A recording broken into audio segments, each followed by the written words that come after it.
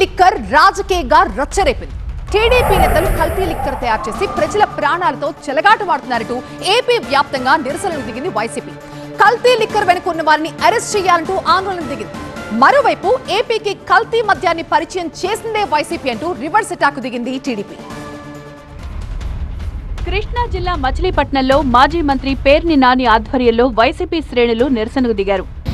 99 రూపాయలకి సారా కొని తాగేవాడు, బ్రాందీ కొని తాగేవాడు.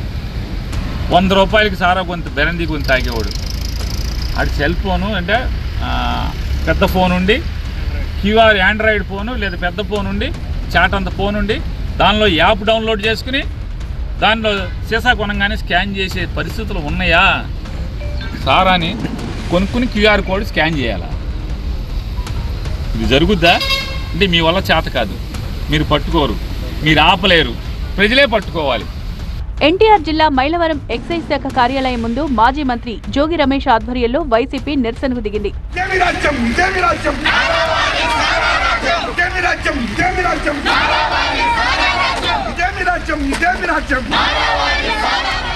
నకిలీ మద్యం కుంభకోణంలో ప్రభుత్వం పీకల్లోకి కూరుకుపోయి ఉంటే చంద్రబాబు నాయుడు దీన్ని సిక్కేయాలా?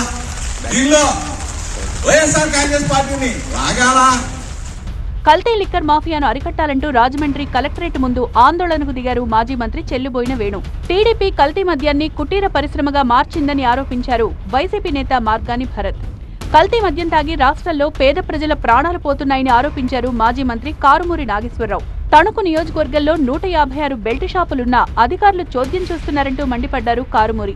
విజయవాడ ఎక్సైజ్ స్టేషన్ దగ్గర మల్లాది విష్ణు ఆధ్వర్యంలో వైసీపీ నేతలు నిరసన చేపట్టారు. కల్తీ మద్యంపై సీబీఐ దర్యాప్తు చేపట్టాలి అన్నారు. కడప జిల్లా బద్వేల్ పట్టణంలో వైసీపీ శ్రేణులు నిరసనకు దిగాయి. అన్నమయ్య జిల్లాలోనూ వైసీపీ పోరుబాట పట్టింది. ప్రొద్దుటూరులో వైసీపీ మాజీ ఎమ్మెల్యే రాచమల్లు శివప్రసాద్ రెడ్డి ఆధ్వర్యంలో కల్తీ మద్యానికి నిరసనగా ర్యాలీ తీశారు ఫ్యాన్ పార్టీ నేతలు. ఆంధ్రప్రదేశ్ లో కల్తీ లిక్కర్ కు ఆద్యం పోసిందే వైసీపీ అంటూ రివర్స్ అటాక్ దిగారు మంత్రి నిమ్మల రామానాయుడు. అసలు ఆంధ్రప్రదేశ్ రాష్ట్రంలో liquor స్కామ్కి తెరదీసింది Jaganmohan Reddy.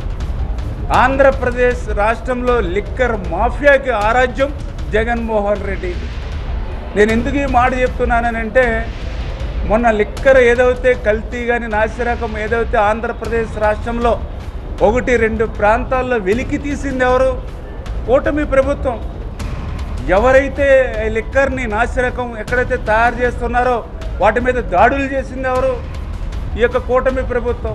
Liquor scam చేసి కోట్లు కొలగొట్టిన వైసీపీ నేతలు ఇప్పుడు కల్తీ లిక్కర్ అంటూ రాజకీయాలు చేస్తున్నారంటూ మండిపడ్డారు కూటమి నేతలు.